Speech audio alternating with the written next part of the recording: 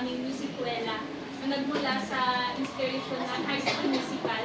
Sa musical, nagmula yung musicuela. At yung kuwela ay nagmula sa isang silid-aralan na puno ng tawan.